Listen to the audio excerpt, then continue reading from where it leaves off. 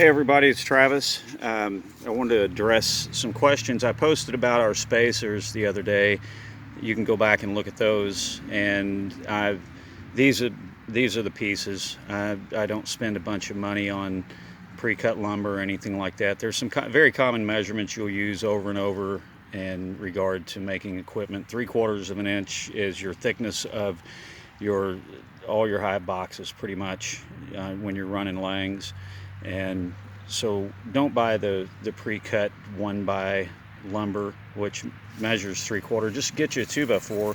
You can get 3/4 inch rips out of each 2x4, and 2x4 is what, $3 and something.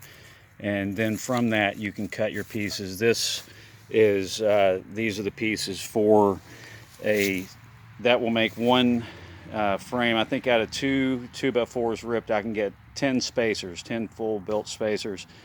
And so those are my pieces. They're 14 3/4 inches long and 19 7/8. I don't do any rabbit cuts on the corners and fancy anything.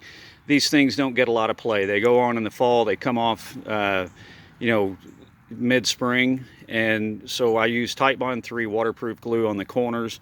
Don't use the Titebond 2. Don't cheap out, pay the extra, get the gallon of it. And then I use 1.5-inch crown staples. Get yourself a crown stapler if you're building a lot of equipment.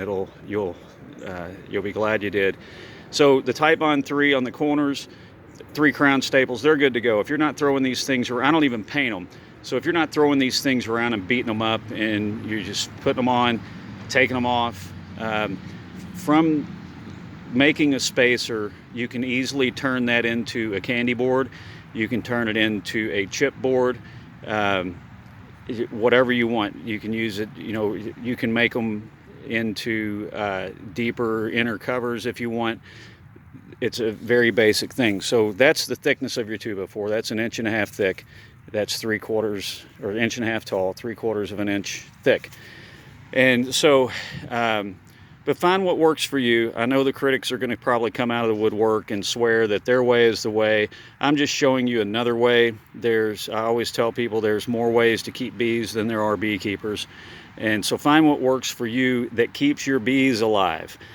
Some things can be very simplified. You don't have to spend a bunch of money on gadgets and gimmicks and all this stuff. Very simple, very economical to do this. I drill a hole in one of the end boards. You can use, that's an upper entrance, and you can just simply staple a piece of hardware cloth over that. If you want to reduce it down, you can plug it if you want to.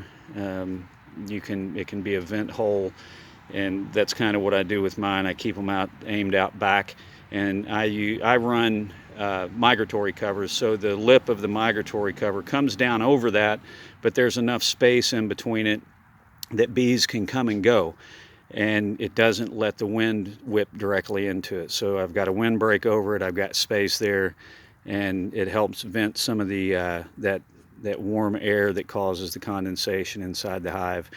And I'll post another video on what I do when I put my spacers on.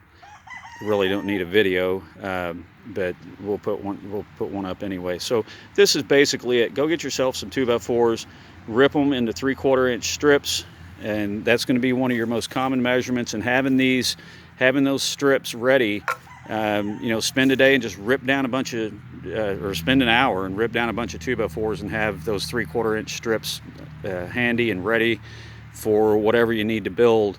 And if you need more spacers, you can cut them into size. They store real easy, and that's it. But save yourself some money, and you don't need any fancy gadgets or gimmicks. Or really, I bought a $50 old Delta table saw that I've made some sleds for and things like that, and different attachments. So I've got a yellow jacket buzzing my head right now. So anyway, that's it. You don't have to spend a lot of money, and you just need to invest in some common sense, and do what you need to do, and stay thrifty. Talk to you later. Bye.